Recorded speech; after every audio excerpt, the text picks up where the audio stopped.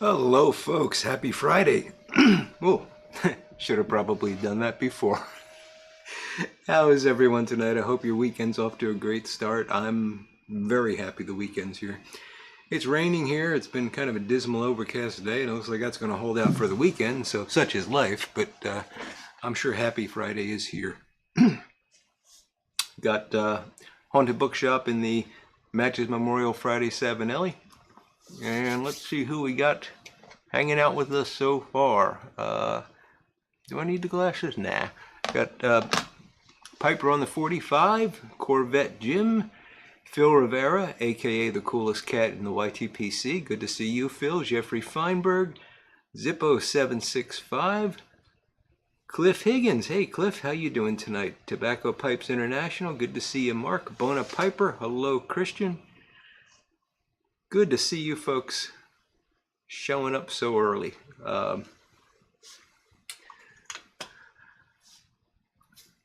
It's been one of those weeks where I've just been behind for like 3 consecutive days.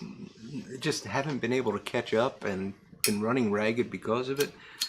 And I'm just glad that it's over.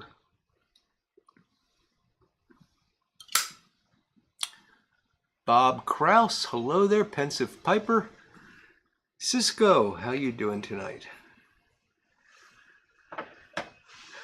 Yeah.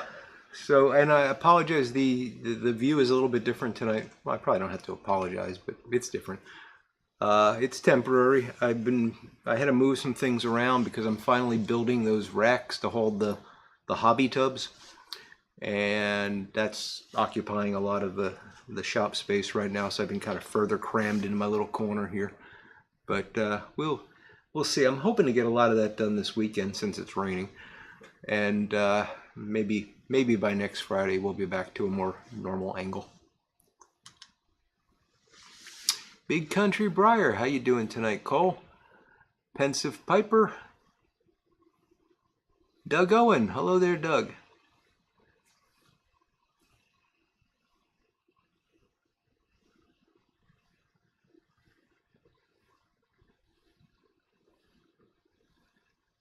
Everyone appreciates good racks, indeed, Phil. Even the ones that come with that Alibaba cat food.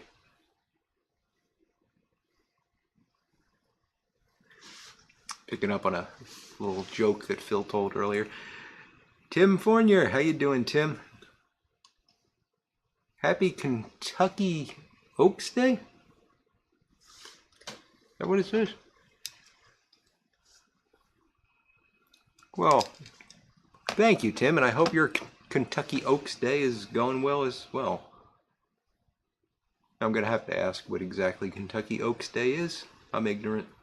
Steve Russell, how you doing, Steve? Signalman Tony, hello there. From Rhode Island, of course.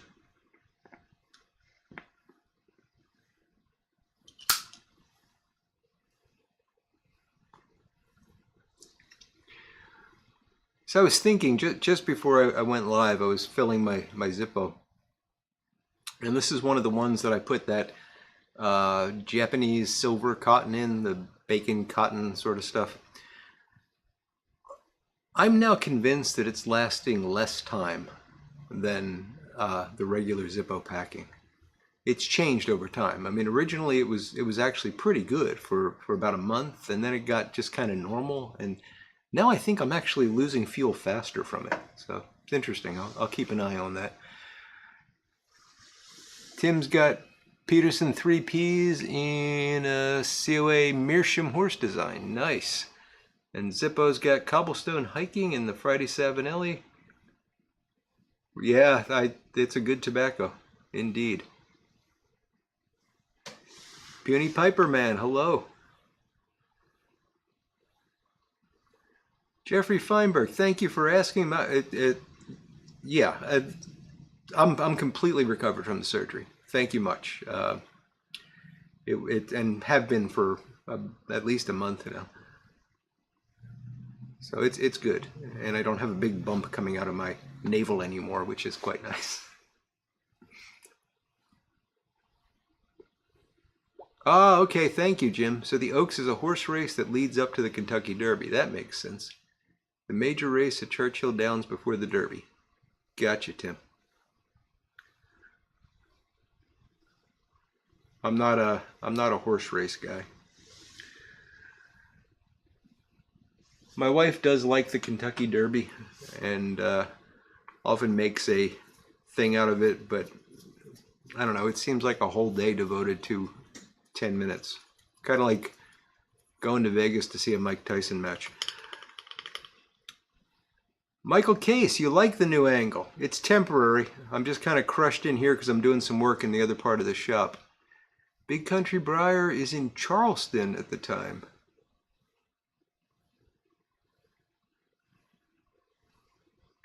Great B&M. Beans and Cody said they'd like to have a get-together there. Well, sounds like a plan.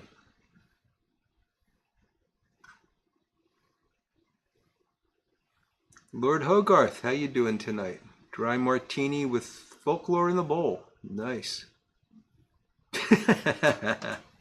Phil tried a horse race once, but the horse beat him.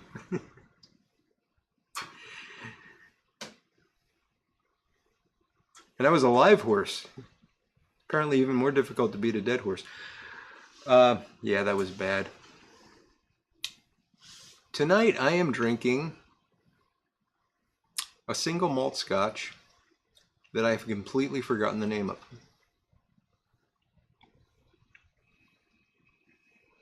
but it's nice. Could it be McClellan? Is McClellan Islay?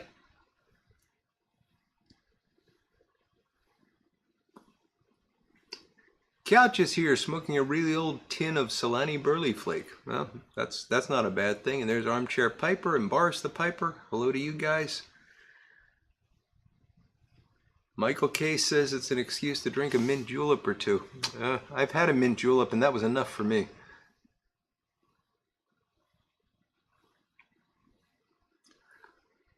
Sounds good, Tim. Party at Tim's house next Derby.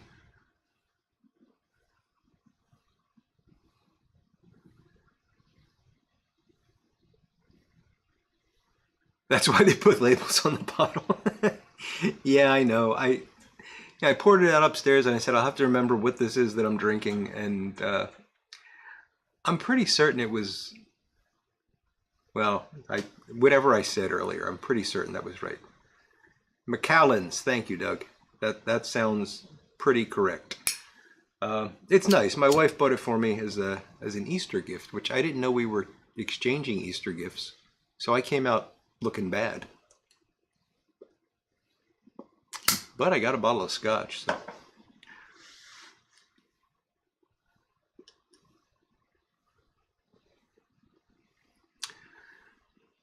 Zippo's got a Sam Adams Beach Session IPA. Not great, but it'll do. Tastes like Hawaiian Tropic spilled in a beer. That doesn't sound great at all.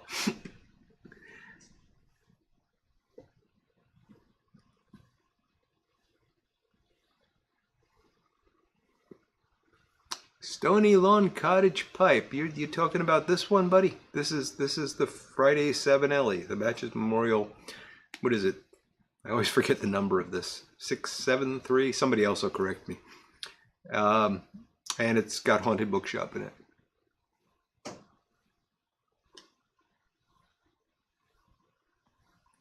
The Scotch brand is called Incognito. That maybe, Tim.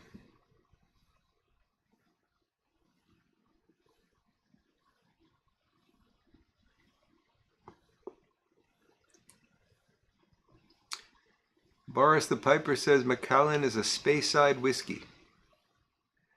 Boris, I am not a big Scotch aficionado, so I'll take your word for it. And I hope that's not a bad thing. But I like it, so I don't really care. 673 Roma Lucite. Thank you, Zippo. I don't know why I cannot ever remember 673. I guess there's a lot of things I can't remember. It's old age creeping up on me finally. Finally. Lord Hogarth says he doesn't trust the horses. Daytona is more his thing. You like those left-hand turns, eh?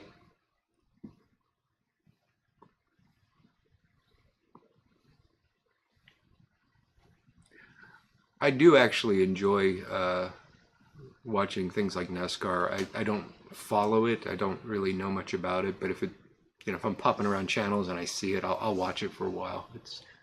It's pretty darn exciting.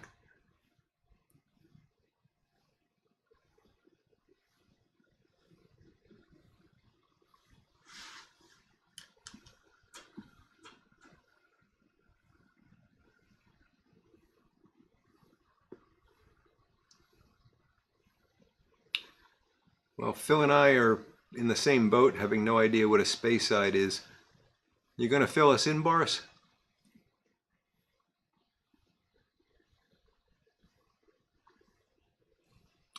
Actually had the pleasure of going to a Scotch bar in Scotland. Boy, they take it seriously.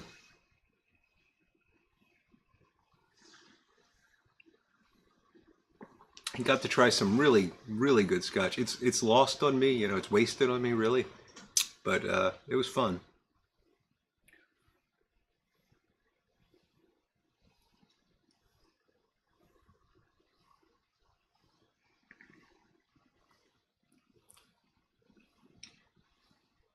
Well, Tim, I suppose, yeah.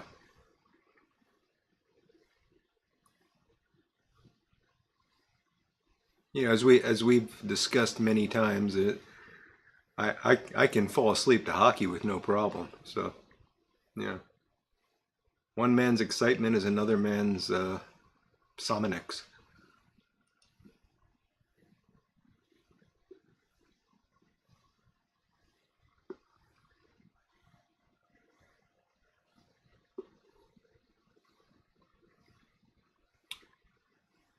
Ah, thank you, Boris.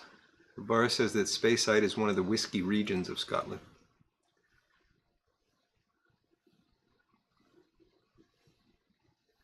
Ah, Zippo comes in with it's a type of Highland single malt that is distilled using water from the River Spey.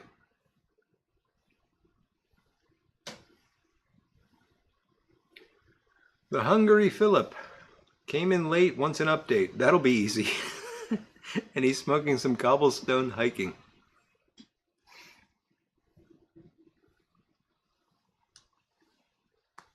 So far, Hungry Philip, we're talking about whiskey and racing.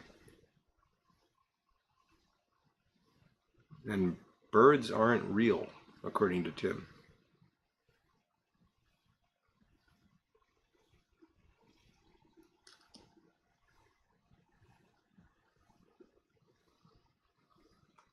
Some birds are real, Tim.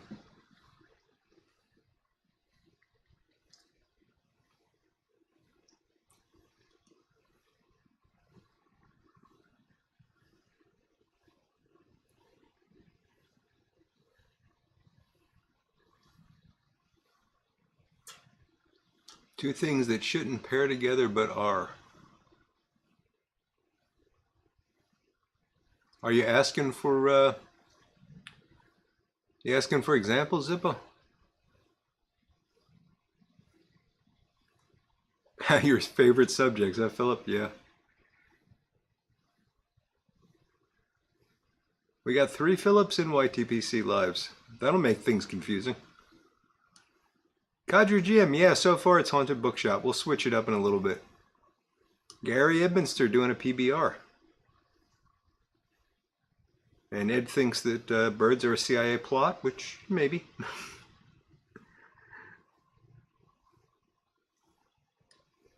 Oh, whiskey and racing should never pair together. Gotcha, Zippo. Yeah, yeah, certainly if you're doing the racing.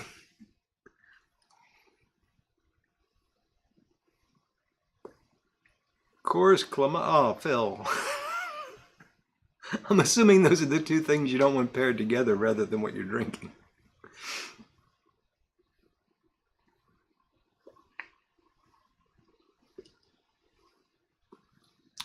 Lord Hogarth, I don't know if a philosopher said that, but it definitely does make me believe in birds. I poop, therefore I am. I don't know if I've ever told you this, but I believe that geese provide existence of one of the proofs of the existence of God, because it is physically impossible for a goose to poop when it's flying. And if you've ever seen goose poop, you know how miraculous that is, because if that stuff was falling from the sky, it wouldn't be good.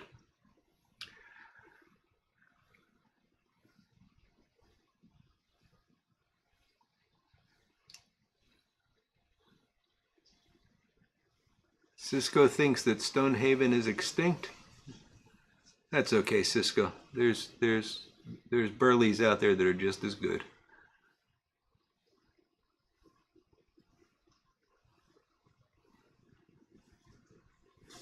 The Latino version of Clamato. What is that, Phil? I mean, is it just like Mexican Coke? Is it, it's just a different brand or something?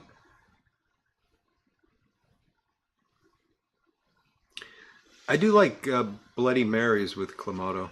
I've actually I don't drink them very often, but when we go on vacation, which we'll be doing, I think, in June this year, I think we're going to go to Ocean City, Maryland, and there's a couple of bars there that make really, really good Bloody Marys, and I enjoy them.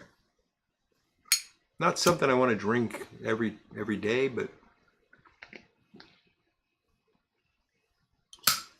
spicy Clamato. Gotcha. And there you go. Zippo's car actually proves that birds exist. Yeah, that cobblestone hiking. I mean, I opened a tin of that and I think I was done it in like 3 days. It's amazing how good that stuff was.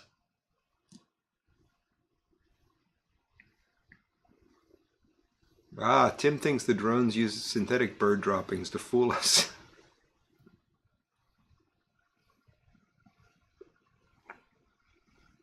Yeah, I don't know about the Coors either there, Zippo.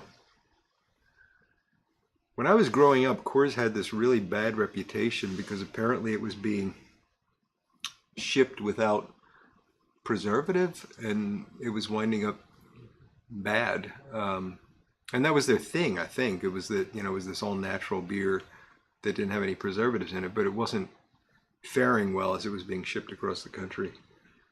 At least that's what one of my uncles told me when I was about 12 years old. And so I never drank Coors after that because I was always thinking it was bad. And then my brother-in-laws, my wife's sister's brothers, for some reason were big Coors Light fans, and that was the only thing they would drink. So every time we had a family gathering, there would be cases of Coors Light, and I didn't drink a lot of beer.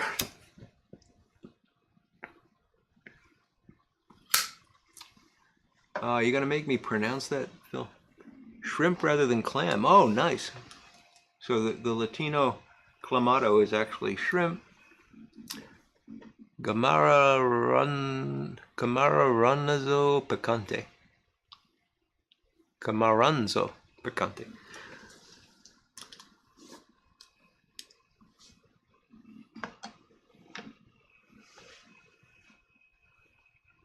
Okay, so that fits. This would have been in the 70s, Phil. So in the 70s, Coors was illegal in a few states because it wasn't pasteurized. Interesting.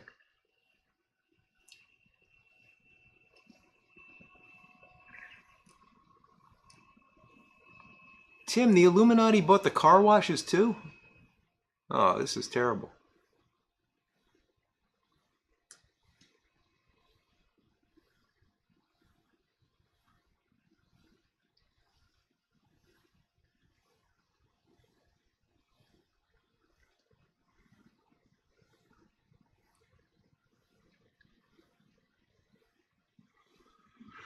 The Camarazones is shrimps.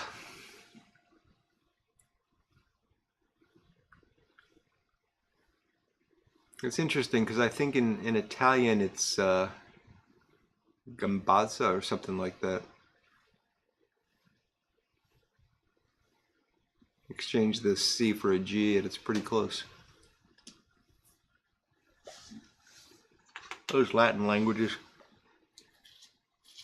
You learn one, you think you can speak them all. Smokey and the Bandits run was with Coors. Interesting, Gary. Kirk from Florida. Hello there, Kirk. How you doing tonight? Yeah, Lord Hogarth, I think that's what Gary was just referring to. So Smokey and the Bandit, the Burt Reynolds movie, was about smuggling Coors across state lines. It's been so long. Oh, Phil's gonna make me pronounce it properly. It's been so long since I've seen Smokey and the Band that I don't remember, but that makes perfect sense.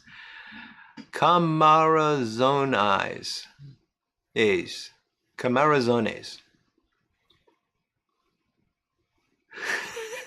I'm not gonna say that, Cole.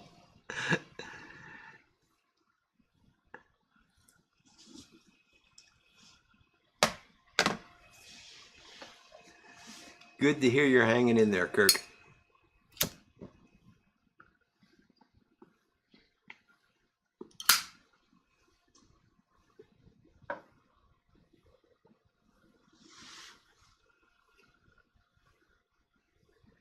It's funny, I just looked up and I saw Corvette Jim Kirk and I thought it was Jim Kirk and I was gonna make a Star Trek joke, but I won't now.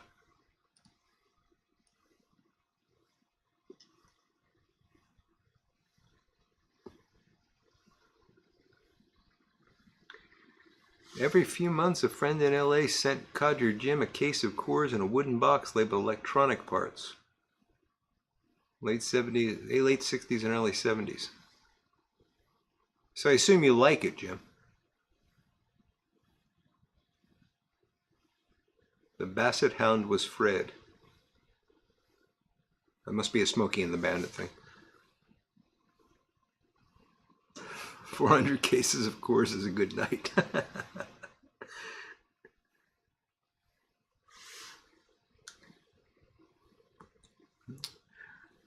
Yeah, I really should watch Smokey and the Bandit. I haven't seen it in a long time. It was a great movie, though.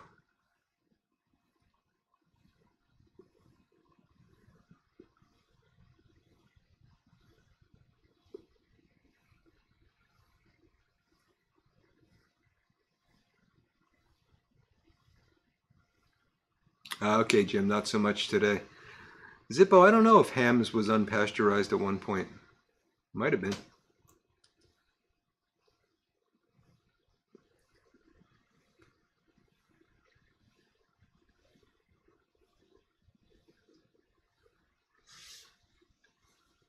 I've never been a beer snob, but Coors just wasn't on my list.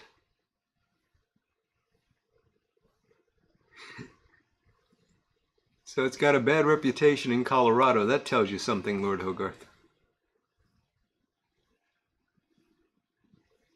Eastbound and down, gotta keep on trucking. Must be another Smokey and the Bandit reference.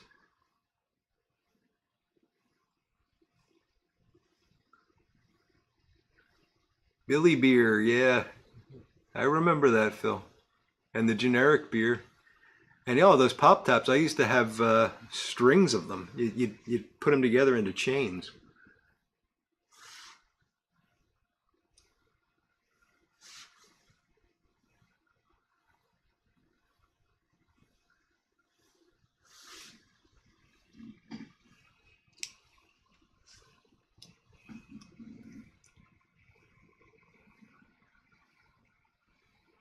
Piper on the 45. Mike, is there Tramp Briar pipe I'm smoking? Says Virginia Briar, and that's all. Oh, Virgin Briar. Oh, is there Tramp Briar? I don't know. I'm sure.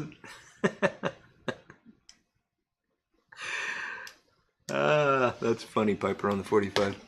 St. David's Pipes, how you doing?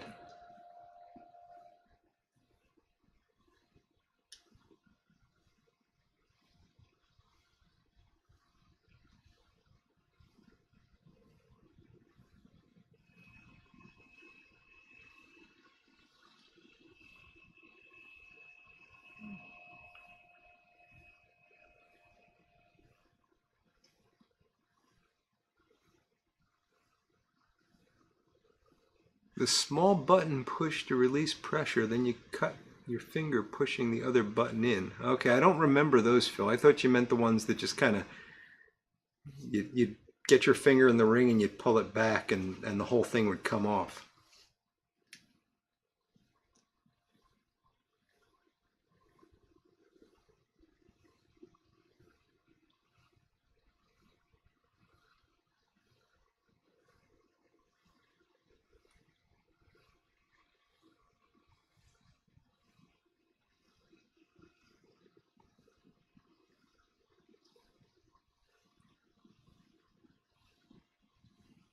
Pull tab, yeah, that's what I was thinking of, Phil. Tim says that Jerry Reed is his speed for country.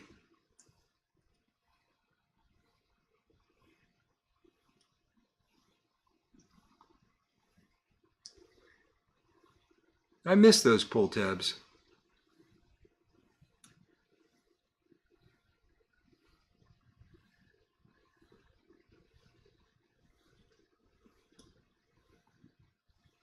Pop tops. That's what Jimmy Buffett called it.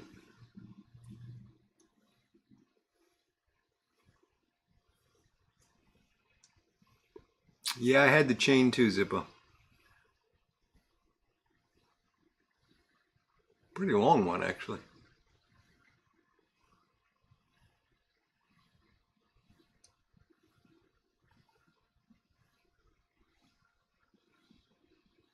Guys, I promise I'll try to watch Smokey and the Bandit before next week, and then I'll get all these Smokey and the Bandit references.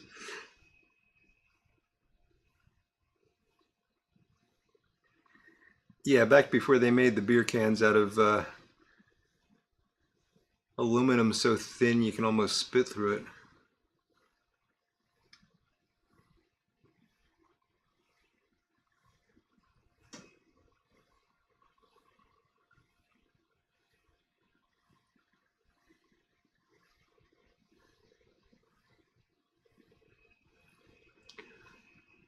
Oh yeah, Phil, those knitted hats. Last year I was at my in-laws' house and they were cleaning out some stuff and they actually found a couple of those knitted hats that had the panels from the beer cans on them.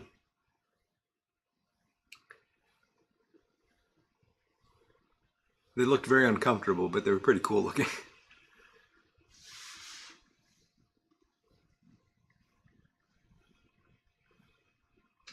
Roscoe P. Coltrane. There's a name I haven't thought of in quite a while, Zippo. So Roscoe's dog was Flash and Snowman's dog was Fred. Yep.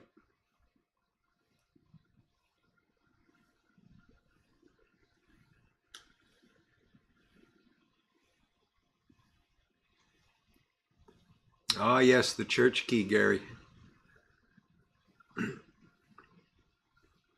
We have an old bottle opener, and I'll say to my wife, "Will you get me the church key?" And she thinks I'm crazy. She doesn't believe that they were ever called that.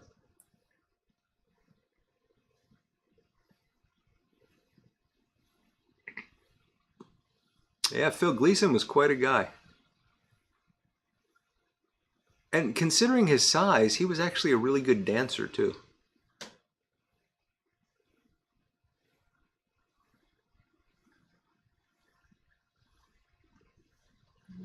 Couch wants to know why dogs like balls. Because they fit in their mouth and squeak.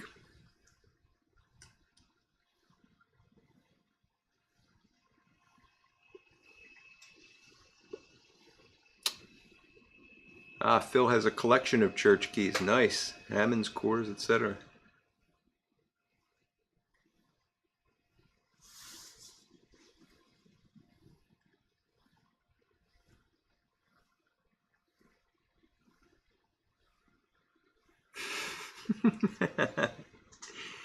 Yeah, he was really light on his feet, Zippo. It always surprised me when he would dance because he didn't look like he would be that light on his feet. Michael Case says that Gleason had 3 sets of clothes, fat, fatter, and fattest. Yeah, he was a good conductor and band leader, St. David.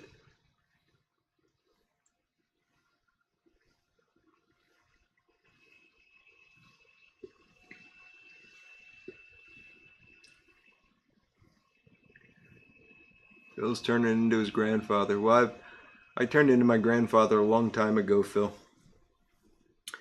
I was really close to my maternal grandfather, and he had a house in Wildwood, New Jersey that we'd spend our summers in.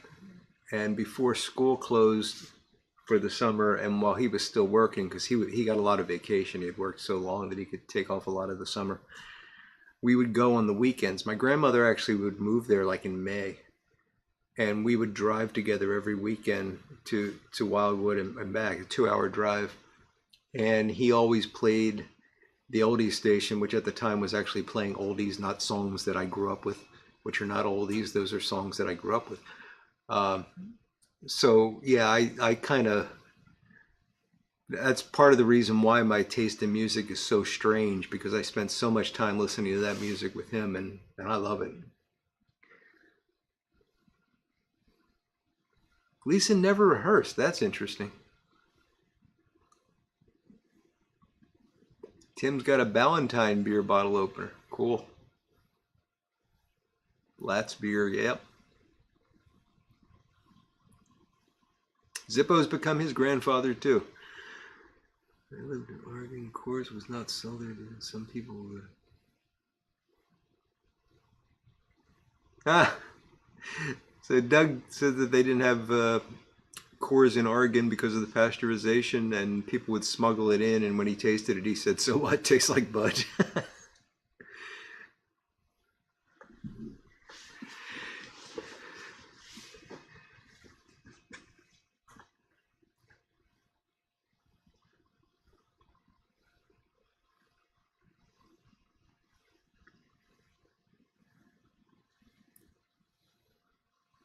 Ron Hardcrackers just got off his honey-do duties, smoking Silrotter Raleigh in a new to him Medico double dry system pipe.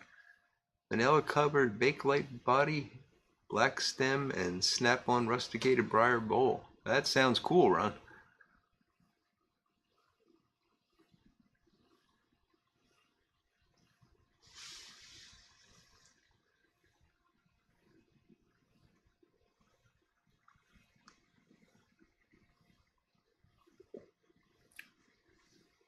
Ah, so Couch's grandmother would play that kind of music in the background. Yeah. Voodoo07, hello there. Good to see you tonight.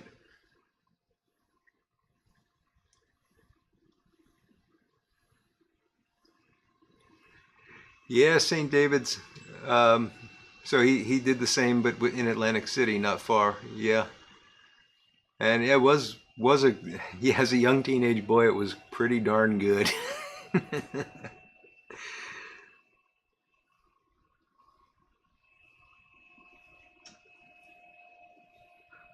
Oh, I bet that would drive her nuts, Lord Hogarth. Because I'm sure he went off script and yeah. But you watch those shows, and those were live, if I'm not mistaken. And you don't often see mistakes. It's a shame we don't have Artie here. He's a honeymooner's authority. Well, I think I've come to the bottom of my bowl of Haunted Bookshop.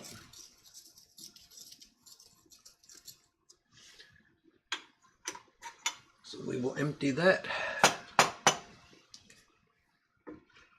And I'm going to switch over to my Bing's favorite. It's a Savinelli kind of night here.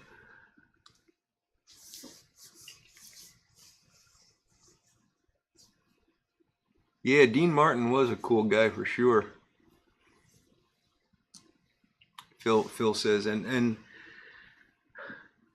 I understand that he played the alcoholic. He always seemed to be drunk. He always had a drink in his hand, but I understand he really didn't drink very much. He grew up in Ohio. I'm blanking on the name of the town, but I visited it several times because we have some family, my wife's side, from that area. Somebody will remind me of the name of the town. It's where Franciscan University is as well. And they have a museum and statues and such. So I'm going to load into the Bings. This is some Poplar Camp that I put away at the suggestion of someone. I put away back in, this is August of 2020, believe it or not. God, it seems like just yesterday I was doing this.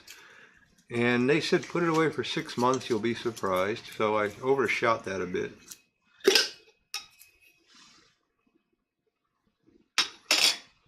For those that don't know, Poplar Camp is a vapor. Virginia Perique from Cornell and Deal.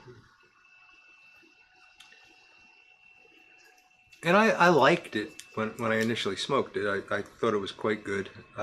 What got me onto this was originally I was smoking, I think it was Yorktown. Is that right? I got it wrong here. Yeah, it was Yorktown. And I liked that. It's very good Virginia.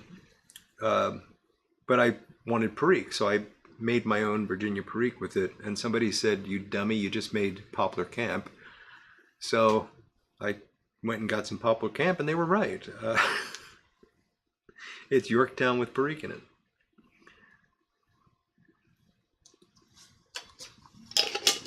So let's see, this is a little bit less than 2 years old.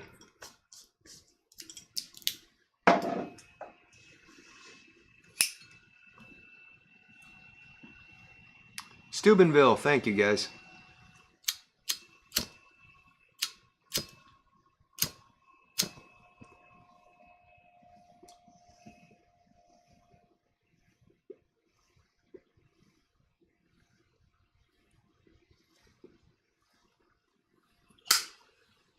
So Gary's saying that Don Rickles said he got into Dean's bottle and it had iced tea in it. Yeah. And Cisco thinks he was drunk when he recorded Rudolph. Well, if I had to record Rudolph, I'd probably want to be drunk. Oh, you live in Beaver County? St. David's Pipes. My wife is from Pittsburgh, so I know, and I went to school at University of Pittsburgh, so I know that part of the world.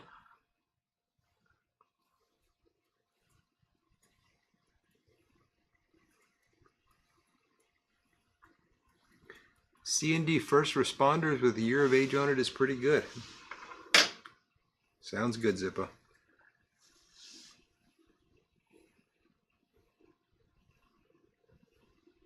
Ah, that's interesting. So Doug Owen says that the Rat Pack story is that while the rest of the pack was partying downstairs, Dino was upstairs doing the books, sober as a judge.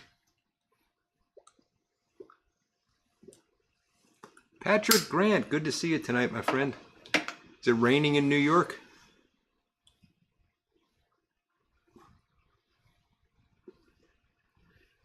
Oh, that's cool, Lord Hogarth. I saw Dean Martin waiting at a pharmacy for a prescription. Very cool.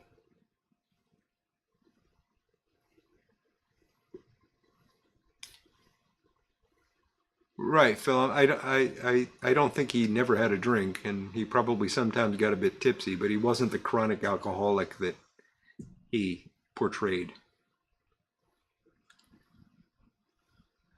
Of course, St. David's Pipes. Yes, I remember now. You had a name change, if I recall. Um, yeah, well, good to see you, my friend.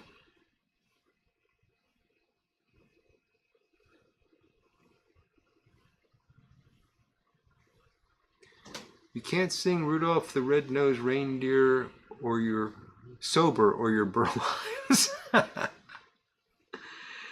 Yeah, Patrick's got the rain too. Big Dave, how you doing, Dave?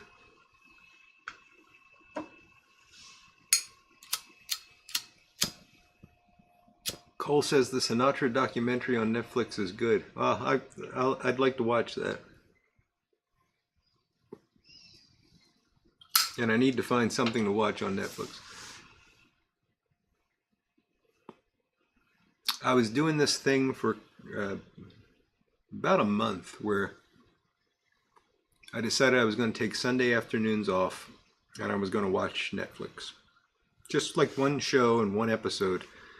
You know, I don't like this whole binging thing. It just doesn't make a lot of sense to me.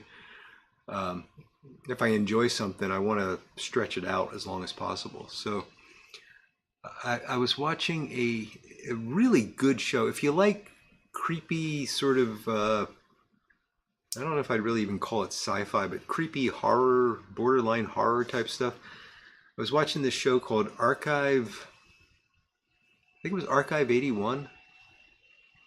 How many Archive number shows could there be? I think it was Archive 81. It was really a good story. Very pulled me in pretty quick. Um, you know, not fantastic, not the best thing I ever saw, but it kept me occupied for about a month and a half. Archive 81. Thank you, Zippo. It was really good, and it was, yeah, it's rare that I get to the end of something like that and I think, gee, I wish this didn't end. I really did. Oh, it was canceled? Because it seemed to come to a conclusion. Well, anyway. Um, now that's gone, and I got to find something else to watch. And a documentary is not going to take me a month, but it's something.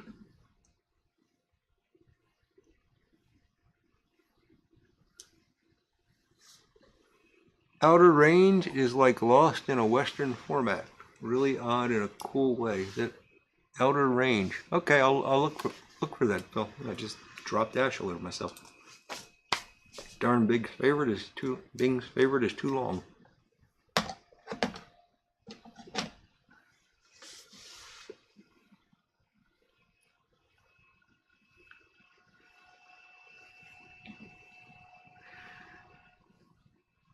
Doug says that after the Honeymooners, Gleason had a 1 hour weekly variety show. He always opened it with a monologue sitting in a chair with a cup of coffee. And apparently the first time somebody spiked the cup and it surprised him.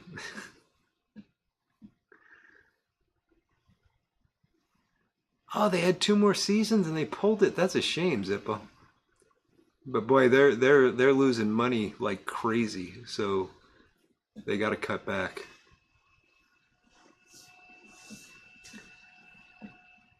Marilyn Monroe documentary. I'll look at that, Lord Hogarth. Outlander is good. I'll check that out as well, Patrick.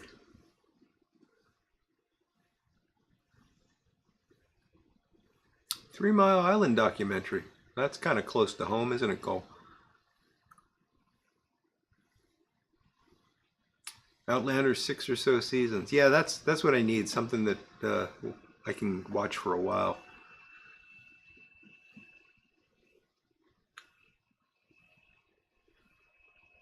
I remember being sent home from school when 3 Mile Island happened. That was weird. They actually told us, you know, there's been an accident at a nuclear reactor, you have to go home.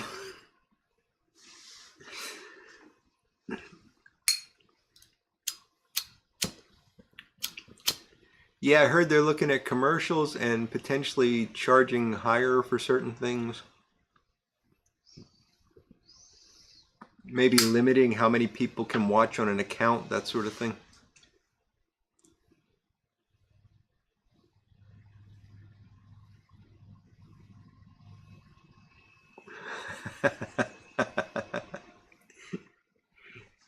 Yeah, it is good news in a sense, Phil. I agree. Gotta read this name properly. Oh, that's not gonna help me. NK Rishuti? Hello from Tyler, Texas. Well, hello to you, NK. Sorry if I murdered your name there. Better Call Saul on Netflix. Okay, I'll take a look at that, Lord Hogarth.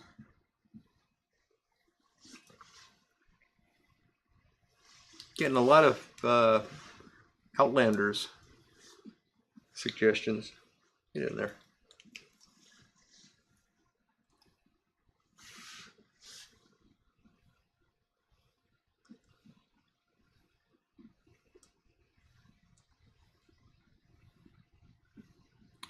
Wow, I didn't know that, Cole. Reactor was within 30 minutes of blowing up.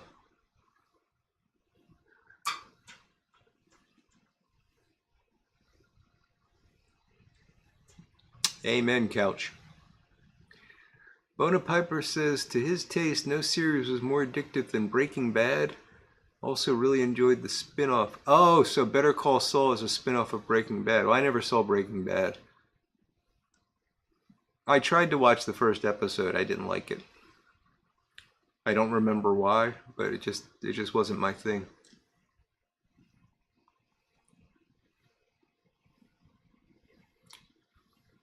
I know a lot of people loved Breaking Bad.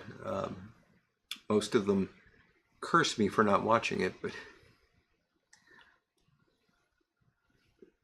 Raised by Wolves is a good one. Good sci-fi. Okay. Thank you, Phil.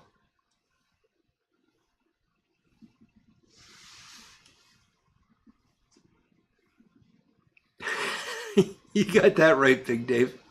Nothing like an episode of Gilligan's Island. Actually, just the other night I was flipping through the guide, realizing there was nothing I wanted to watch, and I saw that there was a show on some channel called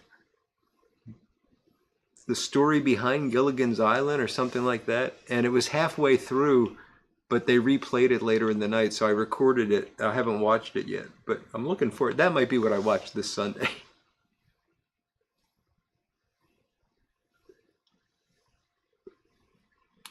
Yeah, I don't know, Christian. If it's so good, why didn't they make the first episode good?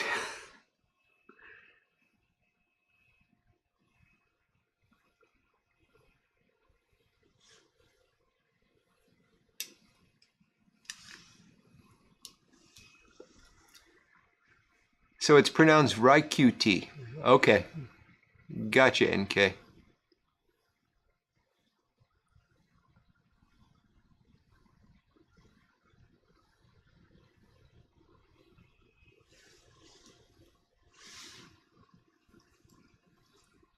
A 3-hour tour. Yes, Gary. And I will have that playing in my head all night.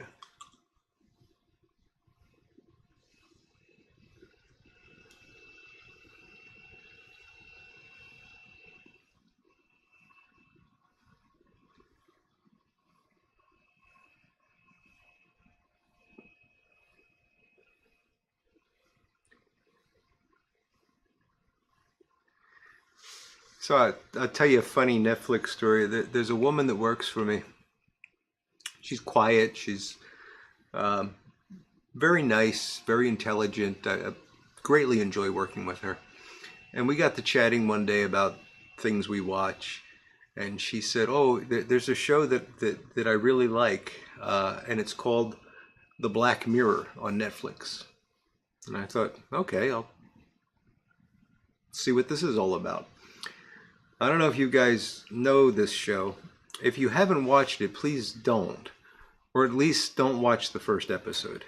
I watched the first episode. It was unbelievably disturbing, and that's all I'm going to say about it. And, it was like over a weekend. I went into work on Monday, and I said, I watched The Black Mirror. And she just looked shocked, and she said, "Oh, you didn't watch the first episode, did you?"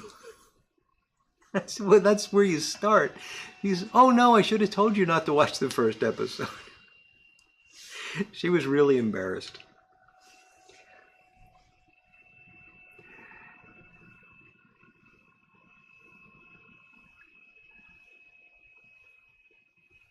So St. David's Pipes is saying that Bob Denver and Dawn Wells were usually high. That's okay. Big Dave wondered, yeah, every week we wondered if they would get off the island with that new gizmo. Yep, but Gilligan would always mess it up. Oh, we're doing Ginger or Marianne again?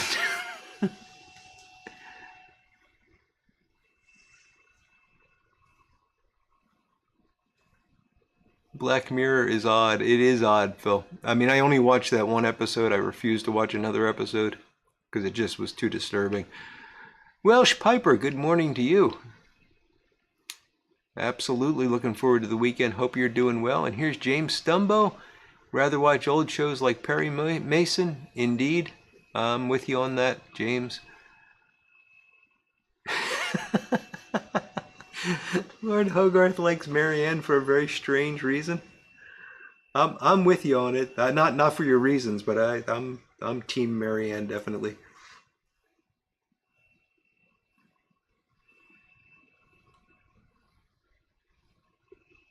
Good Night El Dorado is on with John Wayne. That's a good one.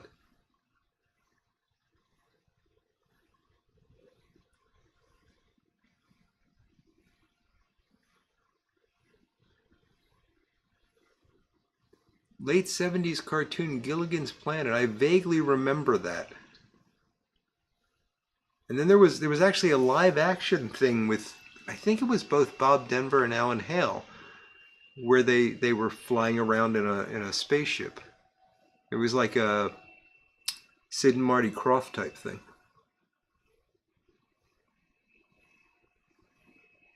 It did take about 20 years, Phil, but they did get off the island, so. Couch watch Smash with his dad. Yeah, we often watch that. I mean, I've got a thing where I watch at 6 o'clock during the week. I watch The Addams Family, much to my wife's dismay because she'd much rather be watching the Hallmark Channel. And I don't like Happy Days, which comes on after The Addams Family. So I try to get her to change the channel, but sometimes she just doesn't. And then MASH comes on after that, and I'll watch it. And yeah, it held up. It's still a good show. Tim's going for Mrs. Howe. Well, Tim, that's what you like. That's what you like.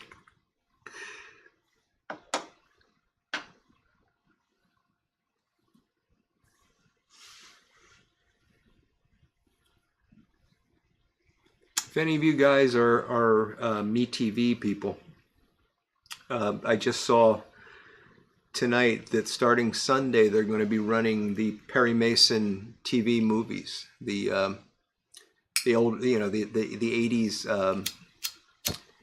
TV movies with Raymond Burr. It's Sunday night at 8 o'clock here.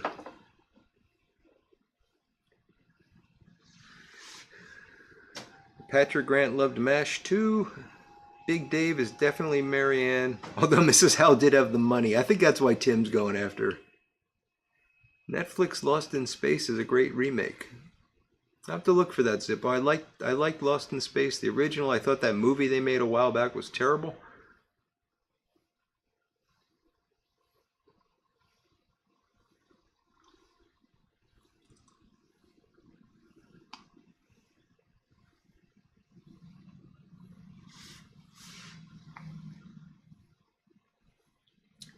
Phil watches MASH and tunes out when Maude comes on. Well, we don't get Maude here. What comes on? After MASH, we get Andy Griffith. I think the Andy Griffith estate owns part of MeTV or something, because they will not take that darn thing off. And it's 2 episodes every week, every night.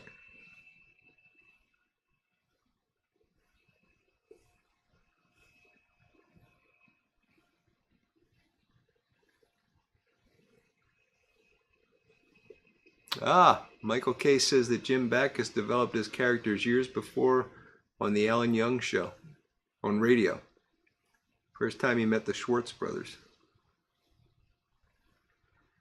Yeah, I'm Adam's family, but over the Munsters. I mean, the Munsters was okay, but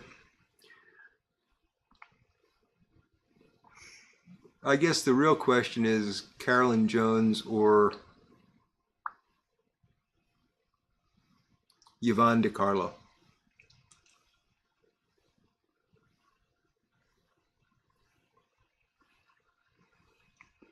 $6 Million Man was pretty cool. Phil dressed like Klinger. That wouldn't be good, Cole.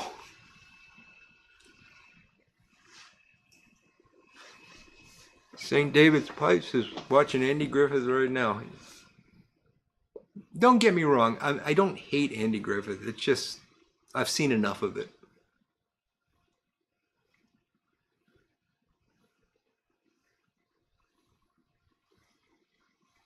High Chaparral, Little House on the Prairie, Alas, Smith and Jones, The Waltons, yeah. So Phil can watch Andy Griffith all day, every day. Yeah, I just can't, Phil.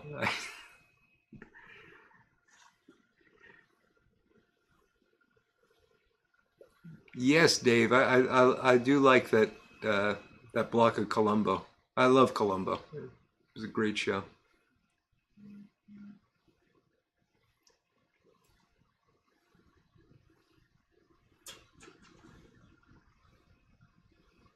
Patrick Grant is going to go with Yvonne DiCarlo. Okay.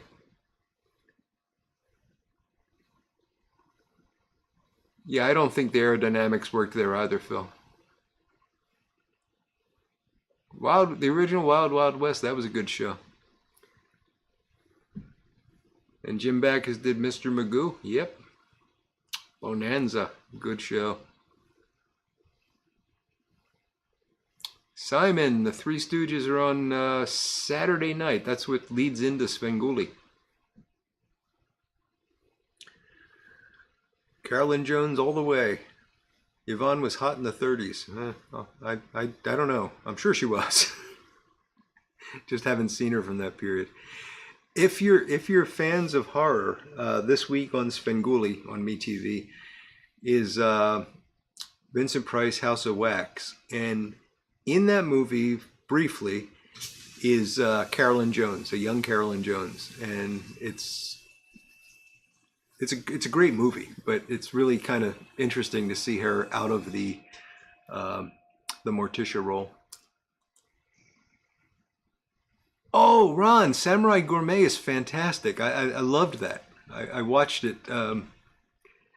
Watched the whole series. It's really good. This very mild-mannered Japanese businessman retires and he doesn't have anything to do, so he starts exploring restaurants, and he keeps getting into these awkward situations where, like, he wants to order a beer but it's the middle of the day and he doesn't feel comfortable doing it. And then he imagines a samurai coming in and ordering a beer, and it gives him the courage to do it. It's a great show, though. Really well done. Ed's going with Carolyn Jones. Way to go, Ed. Did Andy Griffith ever have black people on his show? I don't know, Big Dave. Phil watches it every day, all day. Maybe he could tell us. I don't know. As extras, St. David's Pipe says. I'm sorry, I'm behind in the chat here. Introducing the Nelsons. That is an oldie, Codger Jim. Zippo's going with Carolyn Jones, too. Car 54 with, Herman Munster.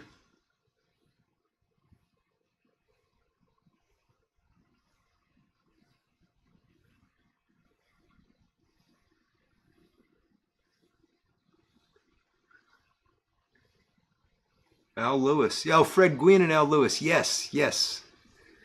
They were both in Car 54. Indeed, Patrick. Cannon. Good show. St. David's, yeah. Sheraton collector in real life. I didn't know that.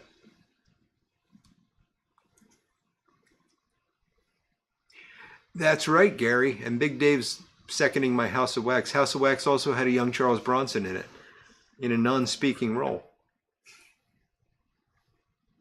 Yes, Jeffrey, do not watch Black Mirror, and don't look it up even.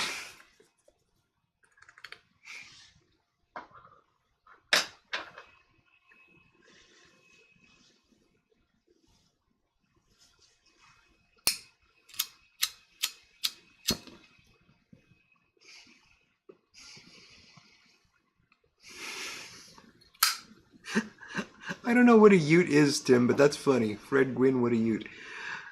Codger Jim, 77 Sunset Strip, Hawaiian Eye, and Surfside 6. The first and the third I know. I don't know Hawaiian Eye.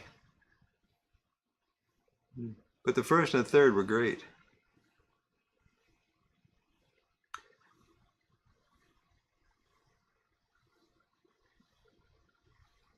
Oh yeah, The Night Stalker is one of my favorites, Michael. Absolutely. Welsh Piper's listing a bunch of good ones. Kojak, Columbo, Hill Street Blues, I Could Take or Leave, Fugitive, and Starsky and Hutch, all good. See, I've got this problem where anything that was made after, like, I don't know, 1980 something, I just ignored it. So I never really watched Hill Street Blues.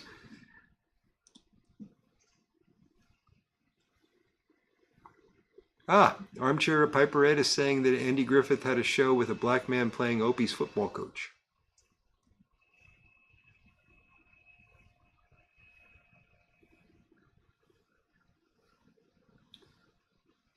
Gamecock Piper, hello. And Voodoo's bringing up the two utes, and I still don't know what one ute is.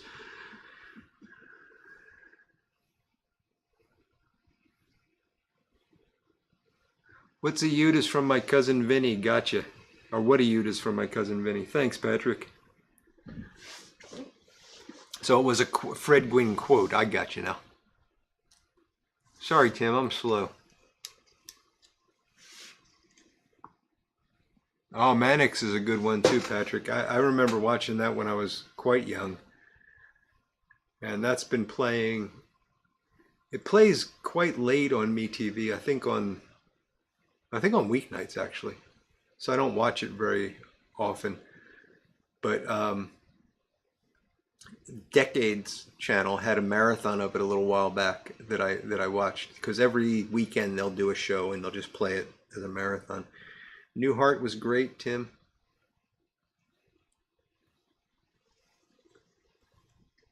You mean the original Bob Newhart where he was a psychologist, right, Tim? I mean, Newhart was good too, but that I really love the original Bob Newhart show. A ute is a youth. Thank you, Lord Hogarth.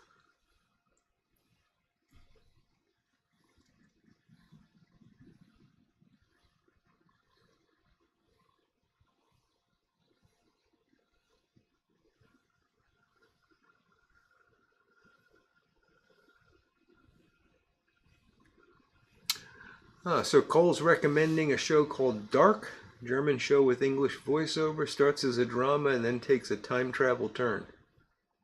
Nice. Hill Street Blues was based in Pittsburgh, and was supposed to have something to do with the Hill District in Pittsburgh, which is not a good place to be after dark, or at least wasn't when I was there. What a maroon. Indeed, Michael.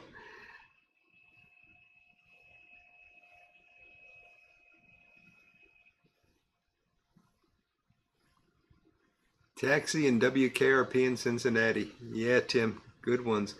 Welsh Piper's asking if a ute is the same as a station wagon. No, I think that's a, I do know what that kind of ute is. I wasn't thinking of it earlier, but.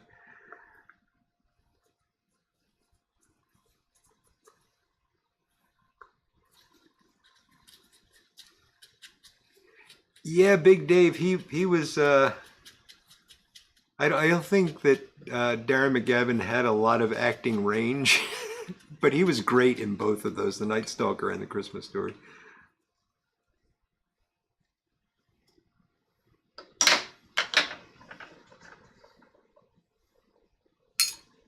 Hawaiian Eye was Robert Conrad. Huh.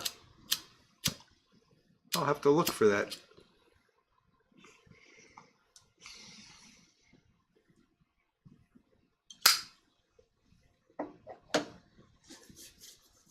That's right, Newhart was all a dream.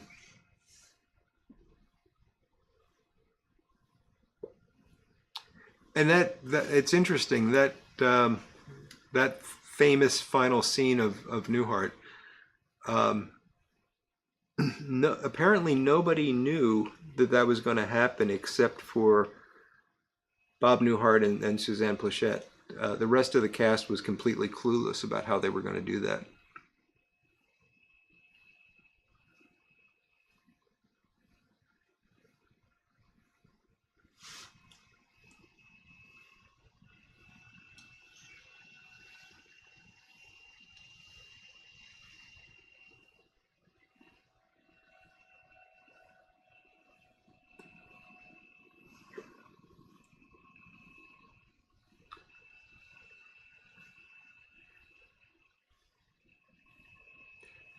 So Codger Jim saying that WKRP was patterned after a radio station in Atlanta, WQXI.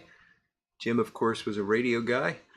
And he says that Johnny Fever was patterned after his good friend, the late skinny Bobby Harper. That's really cool, Jim.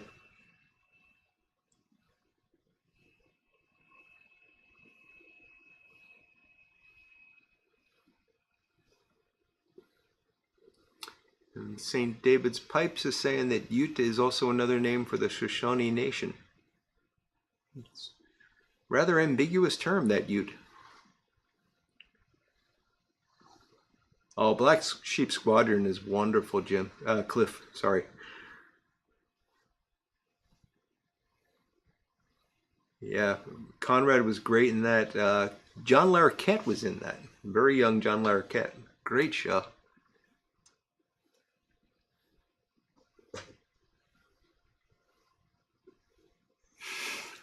McGavin's acting ran the emotional gamut from A to B. That's good, Michael.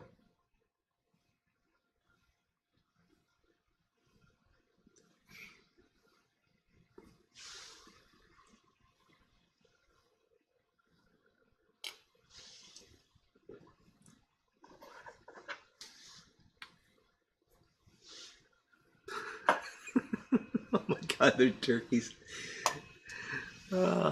That's got to be one of the funniest things ever put on television, Big Dave. Of course, Hogan's Heroes, Patrick. I was watching that last night. Haven't watched it in a long time because my wife's got me on this this murder mystery kick.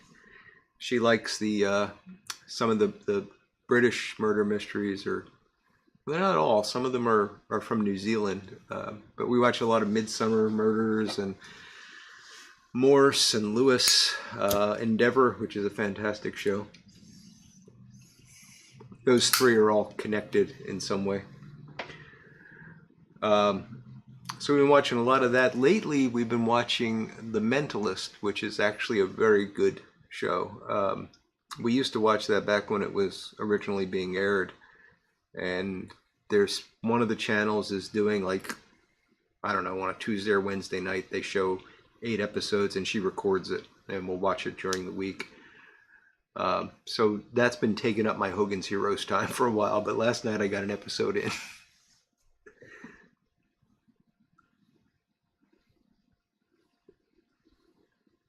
McHale's Navy was a good one, Jim. Ernest Borgnine. What's his name? The guy with the glasses. I can't think of his name. Voyage to the Bottom of the Sea. Good one, Gary. St. David's Pipes, thank you for joining us. You have a great weekend, buddy.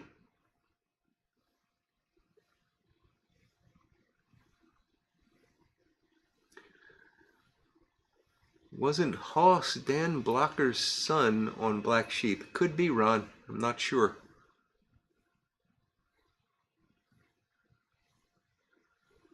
Oh, yeah, Bob Crane was an interesting guy, Lord Hogarth.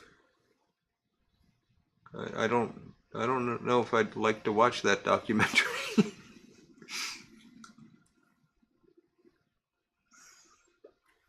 Gary Edminster saying Dirk Blocker was on Black Sheep, and so was Nick Adams' son. The singing detective always smoked a pipe. BBC. Gotcha, Michael. Yeah, Tim, I think Trapper John, I mean, it wasn't the same actor, but it was supposed to be that character from MASH.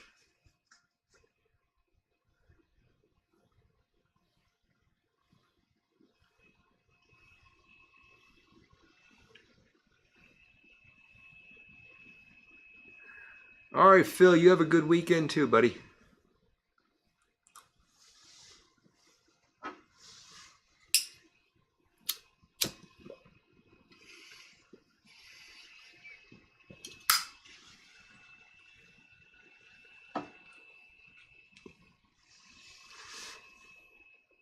Oh, that's cool. Poonie Piperman is saying that Red West was a former bodyguard for Elvis. Very cool.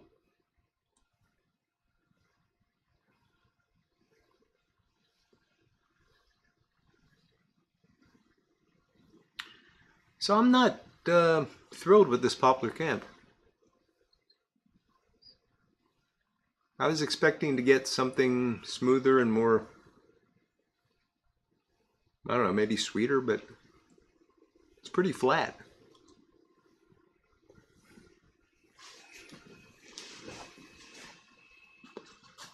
Oh, Big Dave, was that the Mormugo Gaipan? Was that the one where they got drunk in the cabin? The Bob Newhart show? With Knock Knock, who's there? It's the turkey.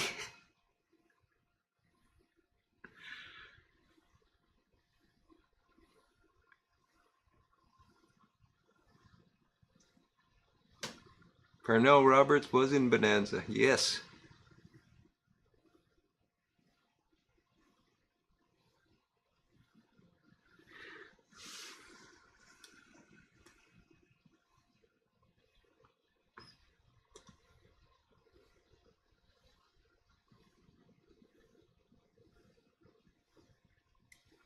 I just realized my my screen never updated here.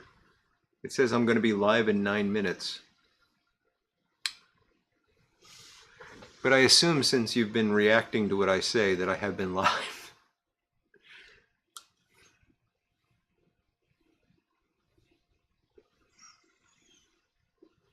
Two actors on Hogan's Hero were Holocaust survivors. Yeah. And actually quite a few of the actors on Hogan's Heroes were practicing Jews, including Klink and LeBeau, which I thought was really interesting. You know, people sometimes watch that show today and they think it's distasteful and, you know, how could that ever get made and all, but they were sort of mocking the Nazis.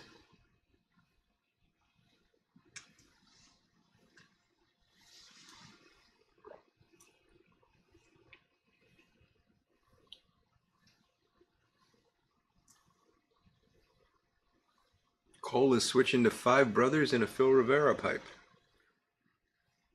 The best WKRP was when they were doing the alcohol test on the air. I don't remember that one, Tim, but it sounds funny.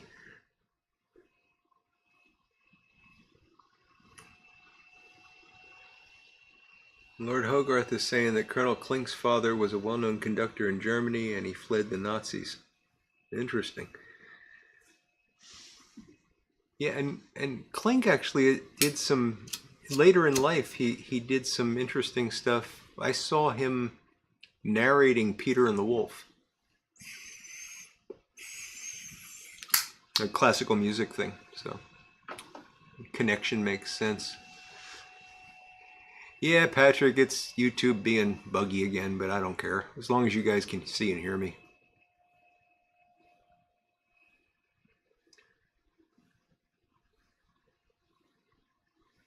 Wilford Brimley was a bodyguard? Really, Gary? For the guy who invented the spruce goose, Howard Hughes. Yeah, Burkhalter was also a practicing Jew, Michael.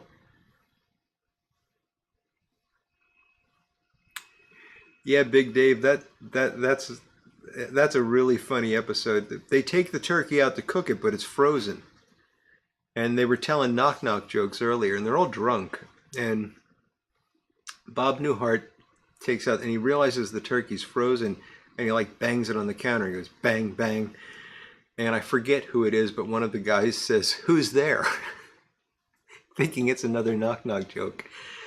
And Bob Newhart, as only he could deliver this line, looks down at the turkey and looks back up and says, "It's the turkey."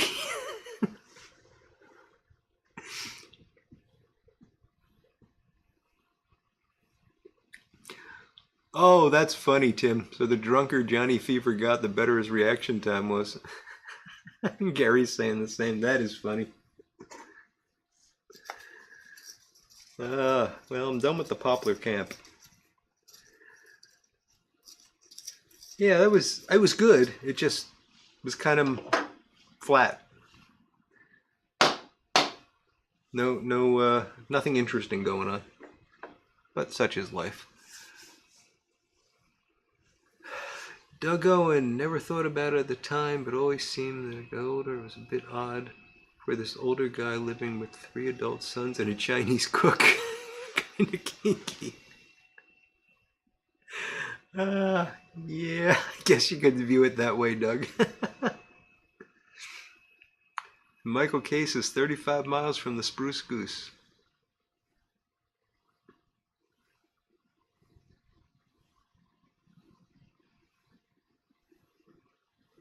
Tim says it's called the Hercules. That must be a WKRP line that I'm not getting. I'm gonna refill the Matches Friday 7 Ellie with some Haunted Bookshop.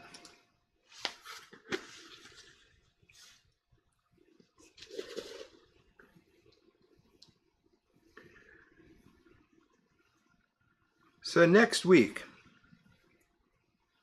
we're going to have a show. I'm not winding down yet. I just wanted to bring this up as a point for discussion. So next week is Friday the 13th. Again, it seems like we've already had a Friday the 13th this year. And I was thinking maybe we should do something different rather than talk about old TV shows. Not that that's not enjoyable, but and I don't know what that is, and maybe we won't. Maybe we'll just do this. But I was thinking about it, and we always do something special for Halloween, and there's this idea of Christmas in July, and I thought, well, why not Halloween in May? So I don't have anything to add beyond that, but if any of you guys would like to do a call-in with me, you just have to talk, no video, and you want to tell a ghost story or something creepy or some, I don't know, spooky jokes, or talk about horror movies or whatever, let me know. I'd love to do that. Be happy to have any of you, or all of you. Well, that would be a long show, but send me an email, canerodpiper@gmail.com. If you wanna join in next Friday, we'll talk about something spooky.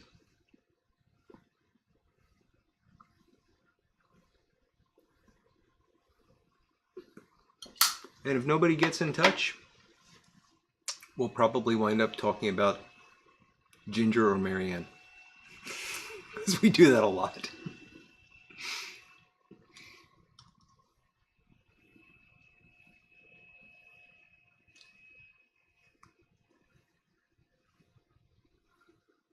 Oh, that bonanza where they were looking for the leprechauns was a good one, Gary.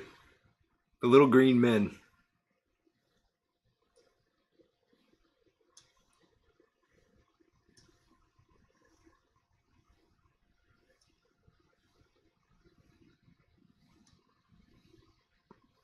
Ed turned 13 on a Friday the 13th. That's interesting, Ed.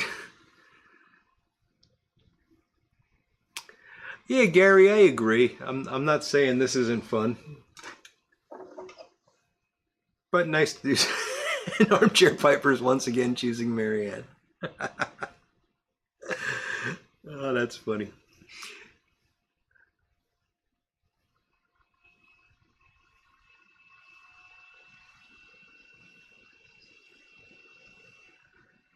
Oh, It's About Time was a great show, Ron. It had, what was her name?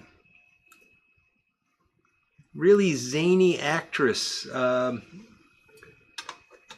who played the female cave woman. I cannot remember her name now. I can picture her. That's a great show. The Story of Eight Brothers is a good one.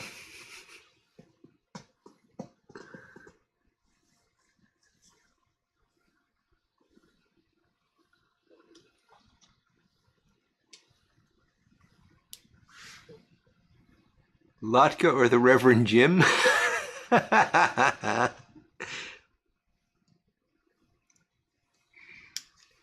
Oh, Big Dave, I don't think we want to scare people off.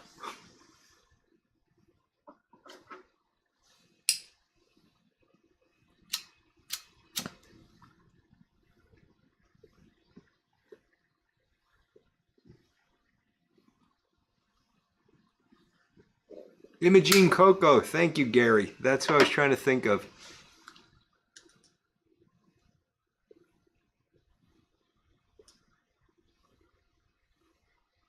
Yes, Imogene Coco.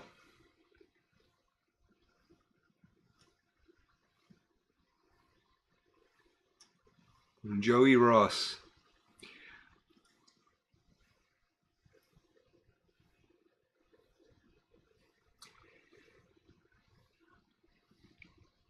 Piper said wants to start a Wilma or Betty conversation.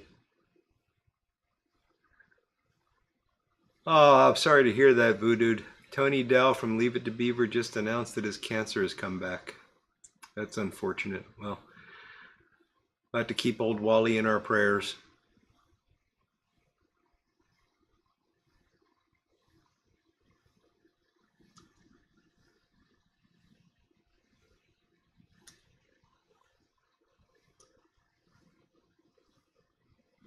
Corvette Jim's going with Wilma. So, Jim, I'm going to guess that you were also a Yvonne DiCarlo and Ginger guy. Puny Piper Man's Betty.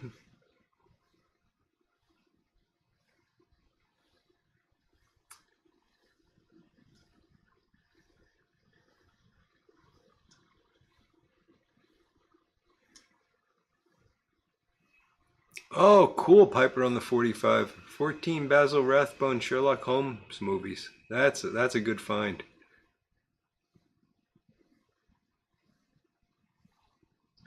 Oh, My Favorite Martian. That was a good show, Ron. Yeah. Bill Bixby was a school teacher, I think, and this Martian, played by, I'm not going to remember his name, wound up living with him, and he called him his Uncle Martin, and yeah, all kinds of shenanigans. That was a good show.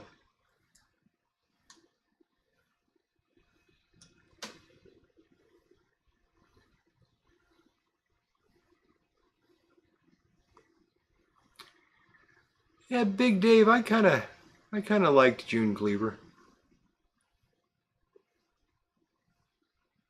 Okay, so I got you half right there, Jim.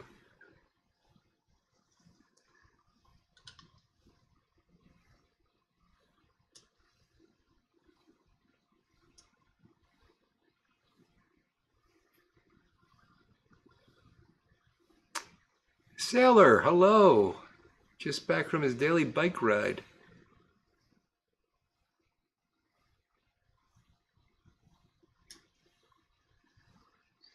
At least Ginger had a pipe. Good point, Piper said. Ray Walston. Thank you, Patrick Grant.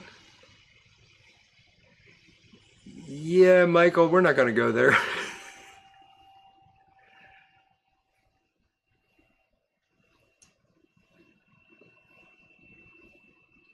Oh, he was a reporter. Thank you, Gary. So Bill Bixby was the reporter. Courtship of Eddie's Father, another great Bill Bixby one with Mrs. Livingston. Yeah, and that annoying kid. Yeah, Big Dave. I think June was hot because she took such good care of everyone. Like, to me, that's what I liked about her. Like, she was always making sure everybody was well fed and taken care of and had clean clothes and yeah. Women like that are rare. Smarty Bob liked the horse on Mr. Ed. That would be Mr. Ed, Smarty Bob. And he was quite the stud. I just got it. Jane or Judy Jetson? Jeez, Big Dave. I would have to argue that Jane was just Wilma in the future.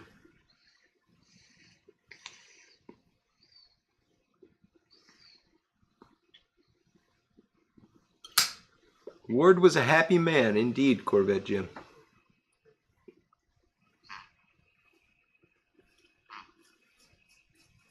And Ward was the undisputed king of his castle.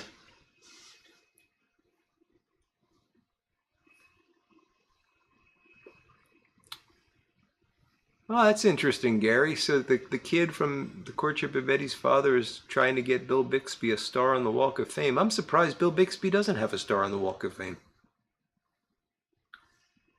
Do I think? I don't know, Big Dave.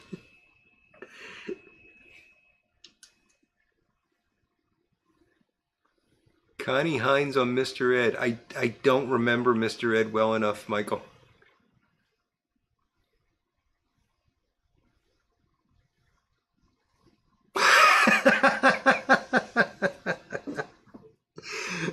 Armchair Piper is thanking us for the stud comment. That's funny, Ed. That is very funny. Well, guys, if you want to take off, I've been woefully behind in my drinking, so I'll hang on until this is done. But it is getting close to 9:30, so if you need to take off, feel free.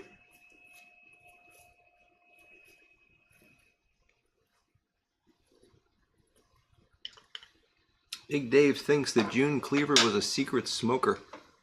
Maybe she smoked a pipe.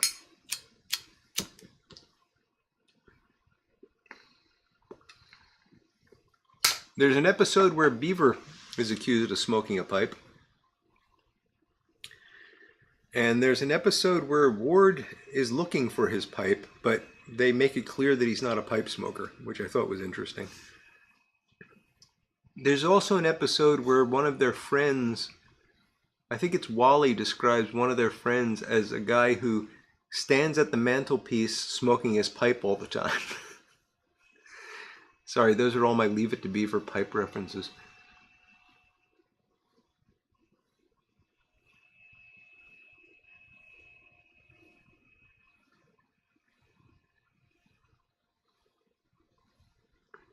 Thank you, Jeffrey.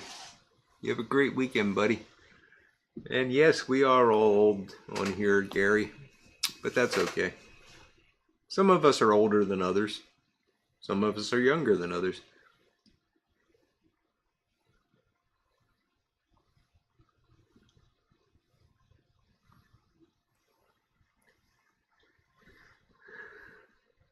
Remember when Bill is stuck between being the Hulk and himself? He gets like halfway transformed and can't change back. I didn't watch a lot of the Hulk.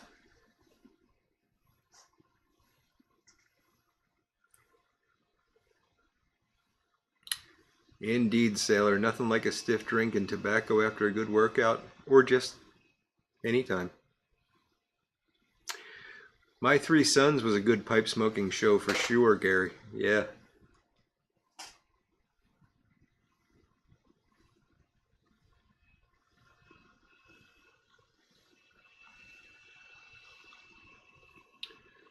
Marcus Welby, MD, Patrick Grant. I remember that show. I don't really remember much about it, but I remember it being on.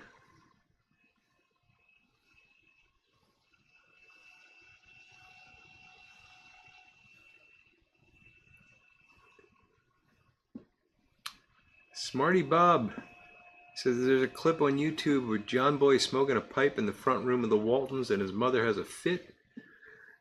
I can picture that. Absolutely, Piper on the 45. Thanks for joining us. You have a great weekend.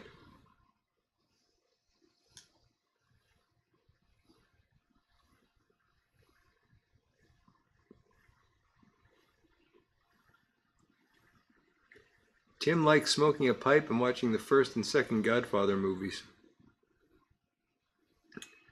I like both of those things, and I've probably combined them.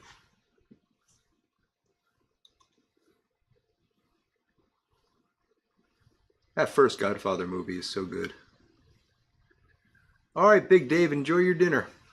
Thanks for joining us and have a great weekend. Oh, God, Patrick, you're really bringing me back now. Family Affair with Brian Keith. Wow. With Jody and Buffy and their older sister, who I cannot remember the name of.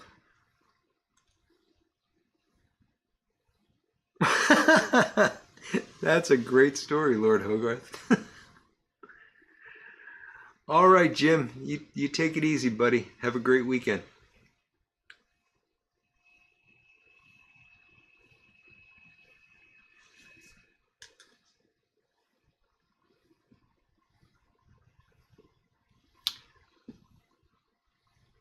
Any Mod Squad fans? Remember that show?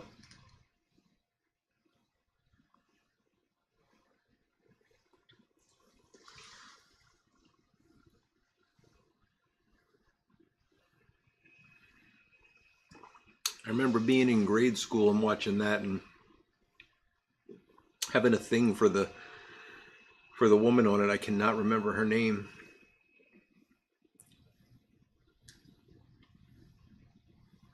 Yeah, there is some pipe smoking in Little House of the Prairie.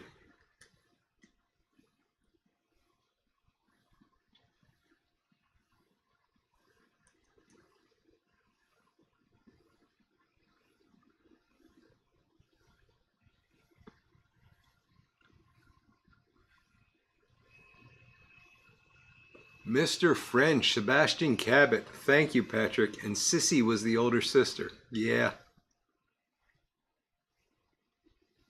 Bachelor Father with John Forsythe. I don't know that one, Michael. Gary remembers the Mod Squad?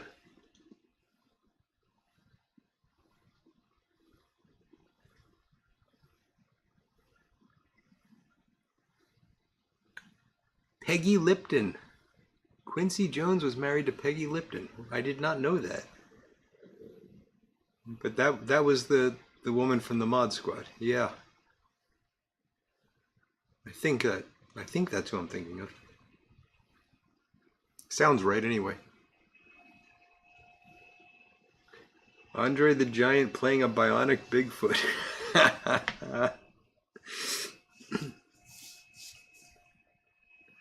Was he bionic?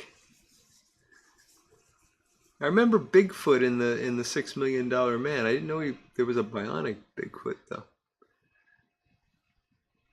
The Shadow? Steve, was that a TV show or are you talking about the radio? Shadow.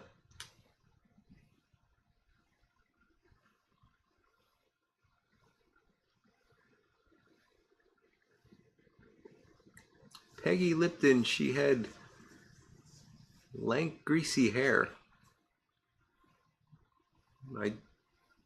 I don't remember it that way, but I believe you.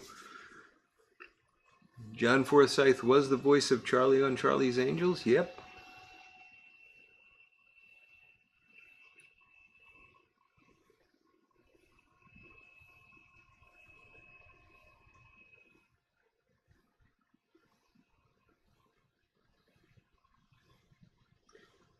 Yeah, there were definitely a lot of afros and hip huggers on the Mod Squad, Sailor.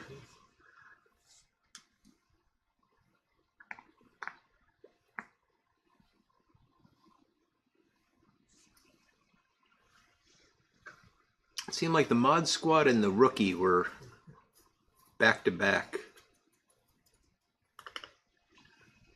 I don't know if that was already in syndication when I saw it or if that was when it was on weekly. Ted Cassidy played the Bionic Bigfoot as well.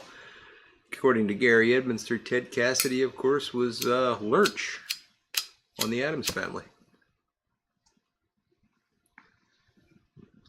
Bewitched.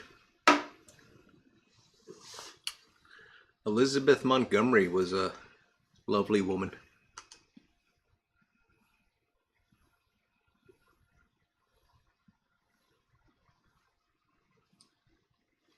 Clarence Williams III played Link. Yeah, Patrick.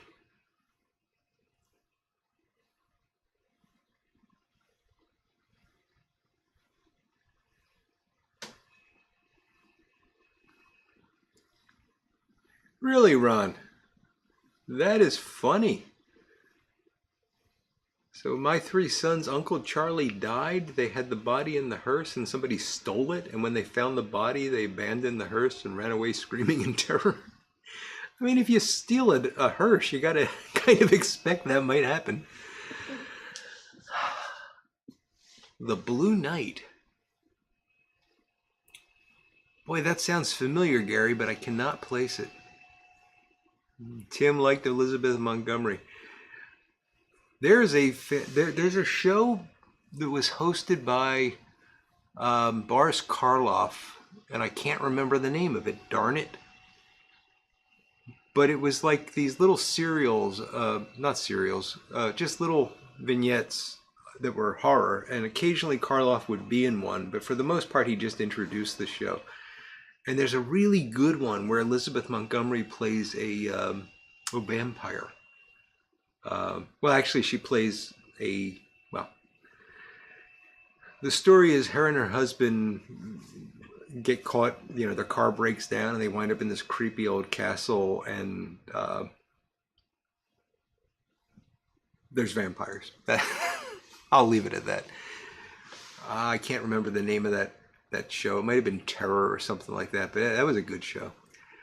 Rat Patrol was fantastic, Gary. I watch that occasionally. It used to be on quite regularly on like Cozy or something, but it's hard to find now. I Dream of Jeannie was great. Connie Stevens looked pretty good on 77 Sunset Strip. Yep. Yes, Lurch did play the hand in the Addams Family. Yes. All right, Ed. Thanks for joining us tonight, buddy. You have a great weekend. Sid Caesar's wife, and it's a mad, mad, mad, mad world. I don't know who Sid Caesar's wife is, but great movie.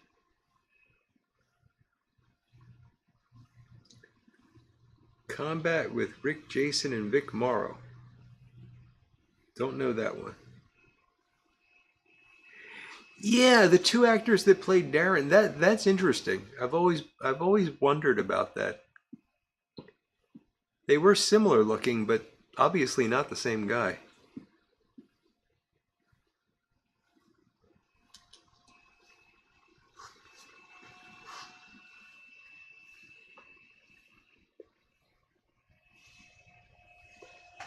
That would explain a lot, Ron.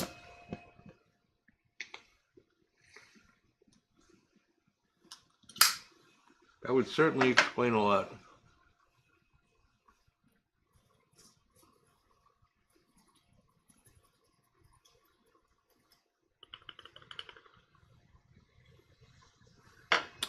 Lord Hogarth says that Elizabeth Montgomery was also in the Lizzie Borden movie, and there was a nude scene that was carefully cropped for TV.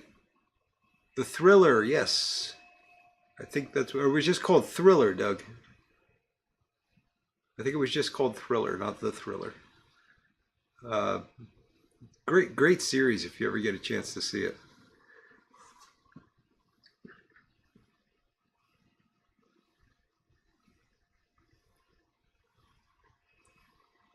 Yeah, it is. You don't see McHale's Navy in reruns very much.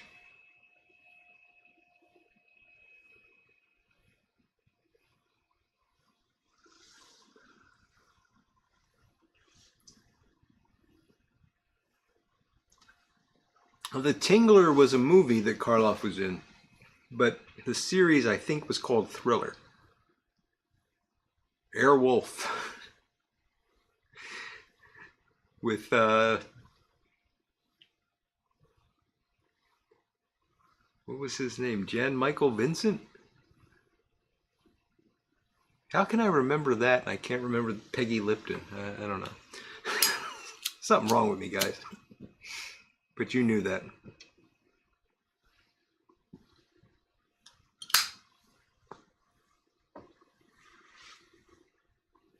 Masquerade with Boris?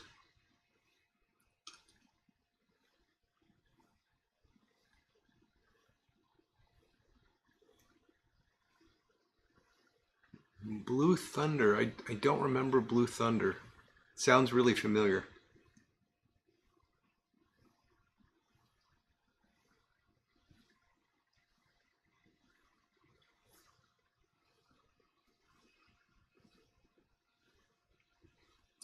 Ernest Borgnine. McHale's Navy and trying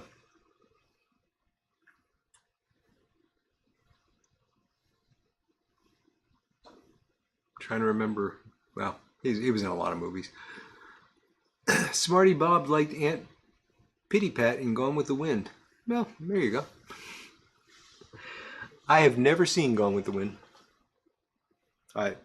It's a long movie that just seemed very boring to me, so I've never bothered to watch it.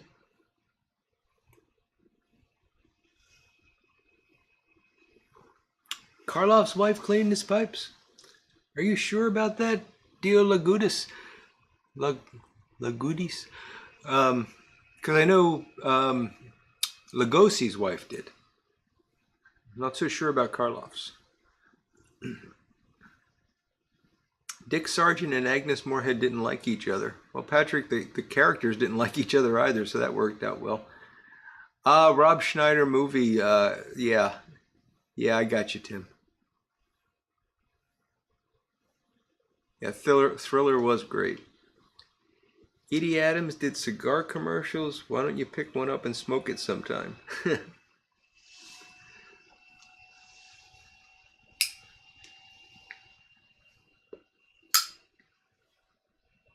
Oh, Masquerade was a vampire movie in the Thriller series. That's probably the one I'm thinking of with Elizabeth Montgomery, because I only remember one vampire in that series.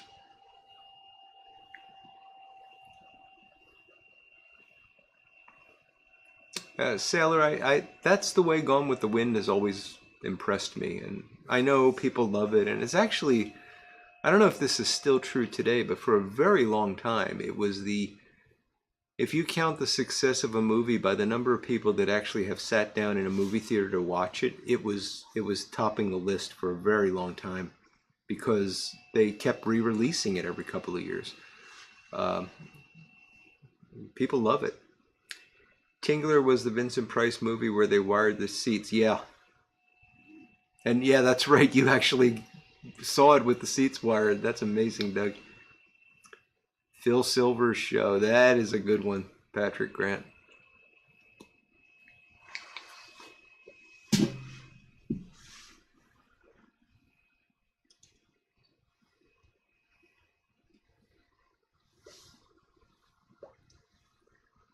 Well, folks, this pipe is done. I'm going to finish this up.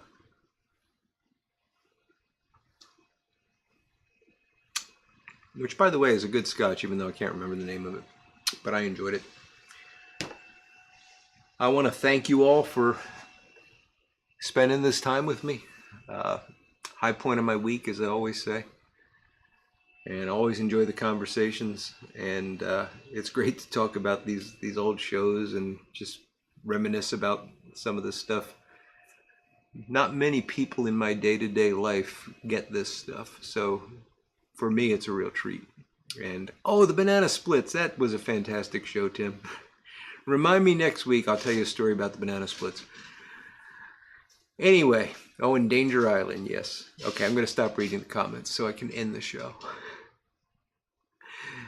But I really do enjoy it, guys. I thank you for turning up. And I'll be back Sunday morning with some kind of video or the other. And we'll, of course, be back next week. If you are interested in calling in, doing a ghost story or something for Friday the 13th, get in touch, CaneRodPiper@gmail.com. And otherwise, we'll be back and we'll talk more about women we liked in old TV shows. Take care, guys. Have a great weekend.